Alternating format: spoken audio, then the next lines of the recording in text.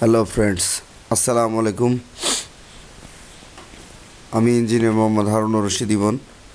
আজকে আমি আপনাদের সামনে যে বিষয়টা উপস্থাপন করতে যাচ্ছি সেটা হলো একটা 3 ফেজ মোটরকে কিভাবে সিঙ্গেল ফেজ মোটরে কনভার্ট করা যায় সেই বিষয়টা আজকে আমি আপনাদের সামনে উপস্থাপন করব। সাধারণত বাসাবাড়িতে আমরা সিঙ্গেল ফেজ মোটরকে ব্যবহার করে থাকি আর ইন্ডাস্ট্রিয়াল লেভেল 3 ফেজ মোটরকে ব্যবহার করি। কোনো ক্ষেত্রে কিছু ছোট ছোট মোটর আছে যেগুলোর ক্যাপাসিটি খুবই কম, ম্যাক্সিমাম 1.5 কিলোওয়াট পর্যন্ত এই মোটরগুলো সাধারণত এই কনভার্সন করা যায়। অনেক সময় দেখা যায় এই মোটরগুলো বার্ন হয়ে যায়। বার্ন হওয়ার পরে আমাদের হাতে আর কোনো সিঙ্গেল ফেজ মোটর থাকে না, তখন থাকে ওই সেম ক্যাপাসিটি 3 ফেজ মোটর, কিন্তু আমার কিছু কিছু জায়গায় দরকার হয় সিঙ্গেল ফেজ মোটর। সেক্ষেত্রে আমরা কি করতে পারি? যেখানে আমাদের সিঙ্গেল ফেজ মোটর দরকার হয় সেখানে তো 3 ফেজ মোটর দিয়ে কাজ হয় না। অথবা বাসা বাড়িতে আপনার পানির পাম্পটা পুড়ে গেল, কিন্তু আপনার কাছে কোনো সিঙ্গেল ফেজ মোটর নাই, আছে একটি সেম ক্যাপাসিটির একটা 3 ফেজ মোটর। সেক্ষেত্রে এই মোটরটাকে কিভাবে সিঙ্গেল ফেজে কনভার্ট করা যায় এইটা আজকে আমি আপনাদের দেখাবো। এই কানেকশানটা দেওয়ার আগে আমি আরও কিছু কথা বলে নিই। এখানে শর্ত আছে 2টা। এক নম্বর শর্ত হলো এই মোটরের ক্যাপাসিটি 1.5 কিলোওয়াটের উপরে যাওয়া যাবে না। এই কনভার্সনটা শুধুমাত্র 1.5 কিলোওয়াট, ম্যাক্সিমাম 1.5 কিলোওয়াট থেকে 2 কিলোওয়াট এই মোটরগুলোই করা যায়। এর বেশি সাধারণত করতে গেলে রিস্ক ফ্যাক্টরটা কাজ করে। যাই হোক, আমরা অত দূর যাব না। আমরা যদি কখনো কনভার্সনে যাই তাহলে সর্বোচ্চ 1.5 থেকে 2 কিলোওয়াট পর্যন্ত আমরা এই কাজগুলো করতে পারবো, এর বেশি আমরা যাব না। আর একটা পয়েন্ট উল্লেখ করে দিই, আর একটা কন্ডিশন হলো এর ক্যাপাসিটার ব্যবহার করতে হবে। যদি ক্যাপাসিটার ছাড়া আমরা এই কনভার্সনটা করতে পারবোই না। এখন এই ক্যাপাসিটার মাপটা কি হবে, এই ক্যাপাসিটার মানটা কেমন হবে আগে বলে নিই। যে ক্যাপাসিটার মানটা হবে প্রতি কিলোওয়াট মোটরের জন্য অ্যাপ্রক্সিমেটলি 70 মাইক্রোফ্যারাডে। কত? অ্যাপ্রক্সিমেটলি 70 মাইক্রোফ্যারাডে। এর ভেতরে 60 থেকে 70 ভেতরে, এর ভেতরে হলে পারফেক্ট আর কি। এখন আসি কিভাবে আমরা এই মোটরের কানেকশানটা দিব সেটা দেখি। তার আগে এখানে একটা ক্যাপাসিটার আমরা দেখতে পাচ্ছি, যে ক্যাপাসিটারে 450 ভোল্ট এসি এবং 70 মাইক্রোফ্যারাডে এই ধরনের ক্যাপাসিটার আমাদের লাগবে। এটা একটা সিঙ্গেল ফেজ মোটর যেটা আমি আগে দেখিয়েছি। এখন এটা আসি, এটা হলো আমাদের স্টার কানেকশান। ও একটা কথা বলতে ভুলে গেছি, সাধারণত এই কানেকশানটা করতে গেলে আমাদের স্টার কানেকশান দিলে হবে না, আমাদেরকে দিতে হবে ডেল্টা কানেকশানে। স্টার কানেকশান যদি কোনো মোটরে থাকে, সাধারণত 5 কিলোওয়াট মোটর পর্যন্ত স্টার কানেকশান দেওয়া থাকে। স্টার কানেকশানে খুব ভালোভাবে চালানো যায়। যাই হোক, আমরা এই কানেকশানটা দিতে গেলে কখনো স্টার কানেকশানে দিব না। যদি স্টার কানেকশান থাকে, এই স্টার কানেকশানটাকে আমরা ডেল্টা কানেকশানে কনভার্ট করে নিব।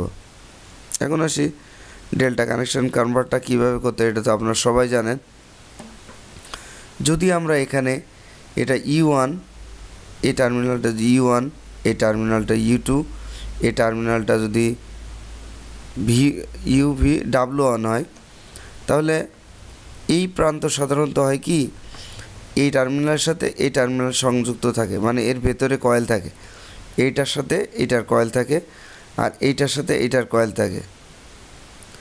সুতরাং এখানে যে স্টার কানেকশান টার্মিনালটা উঠিয়ে দিয়ে আমরা যদি এখানে কানেকশানটা দিয়ে দিই, ইনপুট এবং আউটপুট, সাধারণত এটা হলো 3টা কয়েলের ইনপুট টার্মিনাল, এবং আর এই 3টা পয়েন্ট হলো অপর টার্মিনাল।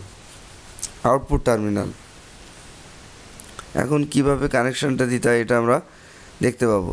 ও আরেকটা কথা হলো যে ক্যাপাসিটর আর একটা ক্যাপাসিটর ব্যবহার করতে, এখানে দুইটা ক্যাপাসিটর ব্যবহার করতে হয়।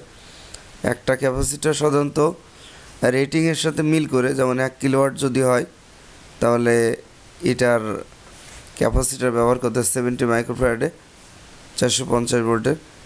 আর যদি বেশি পরিমাণ টর্ক চাই, স্টার্টিংয়ে সাধারণত টর্কটা কম থাকে, এজন্য আমরা আরেকটি ক্যাপাসিটর ব্যবহার করব, যে ক্যাপাসিটি হলো ক্যাপাসিট্যান্স হচ্ছে 8 মাইক্রোফ্যারাডে এবং 430 থেকে 475 ভোল্ট হবে। এখন আমরা আসি কানেকশানে।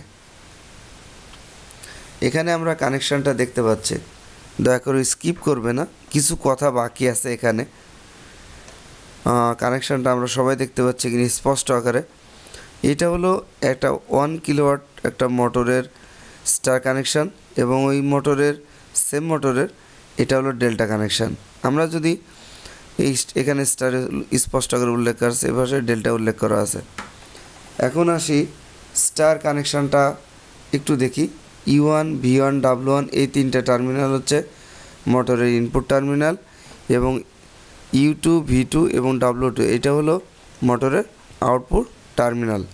এখন দেখেন E1 আর V1, আমি আগে বলছি E1 এবং V1 এই দুইটা টার্মিনালের ভেতরে একটা কয়েল থাকে, দ্বিতীয় কয়েলটা থাকে V1 V2-র ভেতরে এবং তৃতীয় কয়েলটা থাকে W1 এবং W2-র ভেতরে।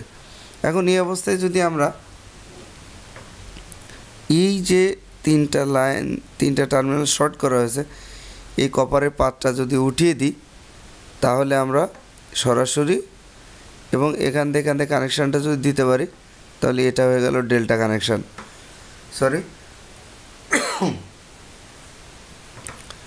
এই ডেল্টা কানেকশানে আমরা এখন কি করব? ডেল্টা কানেকশানে আমরা প্রথম E1 এবং E1-এ দেবো ফেজ টার্মিনাল কানেকশান এবং নিউট্রালটা দেবো V1 টার্মিনালে। এই কানেকশানটা দেওয়ার পরে অপর যে টার্মিনালটা বাকি থাকবে সেটা হচ্ছে W1। এই W1 থেকে সরাসরি আমরা একটা কানেকশান এনে একটা 70 মাইক্রোফ্যারাডে ক্যাপাসিটর একটা টার্মিনালে দিব এবং অপর টার্মিনালটা সরাসরি আমরা V1 টার্মিনালের সাথে সংযুক্ত করে দিব। এখন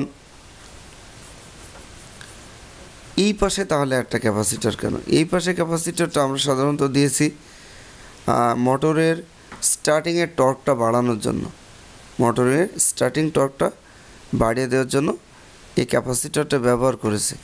এখন এই ক্যাপাসিটরটা 8 মাইক্রোফ্যারাডের ক্যাপাসিটর আমি আনুমানিক বুঝিয়েছি, সেক্ষেত্রে মোটরের ক্ষমতা দেখলে বোঝা যাবে। মোটরকে যখন আমরা চালাবো তখন মোটরের শব্দ স্টার্টিং মোমেন্টে কী পরিমাণ সাউন্ড তৈরি করে, এই সাউন্ডটা শুনেই আমরা বুঝতে পারবো এখানে ক্যাপাসিটরের মান কমানো লাগবে না বাড়ানো লাগবে। মোটামুটি 8 মাইক্রোফ্যারাডে দিলে এই কাজটা হয়ে যায়। সেক্ষেত্রে যখন আমরা এই ফেজ এবং নিউট্রাল কানেকশানটা 2 পিন প্লাগের মাধ্যমে দিব,